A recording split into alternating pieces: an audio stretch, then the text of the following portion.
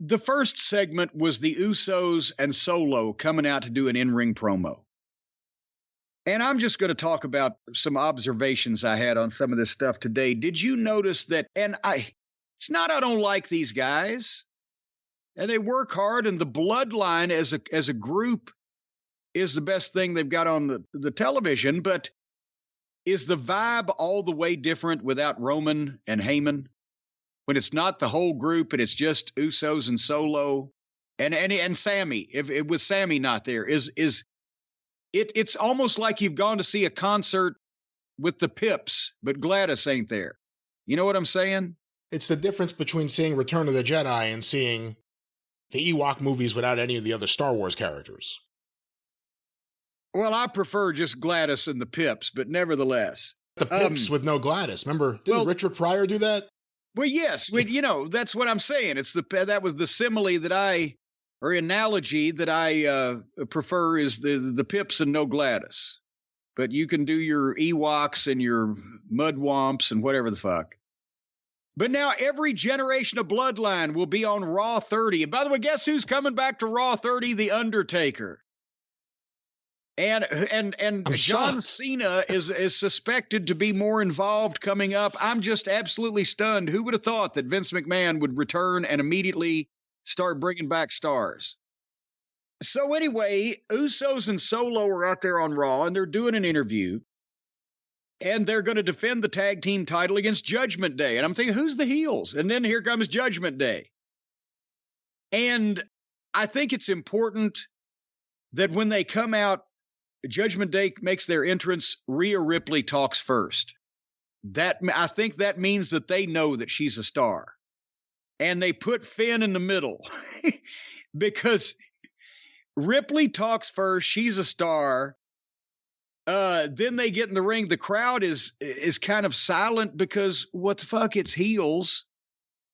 And then Balor talks for a minute and nobody really cares because it just that voice. I don't know. And then Priest takes over and sounds a little better and saves it. But they're fighting for the Raw belts only. So they're going to split the tag team title up again probably, or they wouldn't have made that point abundantly clear. But Priest is natural. Dominic gets a ton of heat. Rhea Ripley's a superstar. And Balor still doesn't fit in this fucking equation. But the Usos did a big promo. I wasn't seeing anybody popping.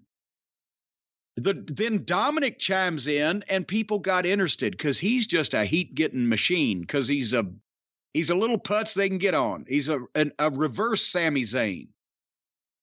And then Solo gets face-to-face with Dominic, and old mommy got in between them to back Solo up or just to stop Solo so Dominic could sucker him, and they get in a big fight.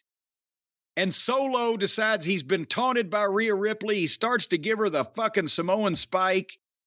And suddenly, out of nowhere, who has not been involved in this goddamn whole conversation up until now, but is in the next match, Muhammad Ali dives off the top rope. Muhammad Ali? Or Mustafa Ali. But, I didn't even know what you were talking about. Mustafa Ali dives off the top rope out of nowhere onto Solo, and they say Solo versus Ali is next and go to the break. So, my God, this 10 fucking minute promo breaks into a goddamn fight, and the guy that's in the match jumps in, and then they say, okay, and break. What the And when they come back from the break, it was just Solo against Ali having a match, and everybody else was magically gone. Like, there's not even the police weren't even still there removing the crime tape and taking the witness statements from this big riot they just had. So I said, fuck this. I fast forwarded to fucking 5 minutes, and I'm thinking, why has Solo not killed this guy? And they're still attempting to use this Mustafa Ali fucking fellow. But finally they post him, and the Usos come back, and here comes Kevin Owens. As soon as the Usos show up, I know Owens and the Usos are involved, but can they get anybody else in this goddamn fiasco. It's just flowing from people fighting to different people fighting.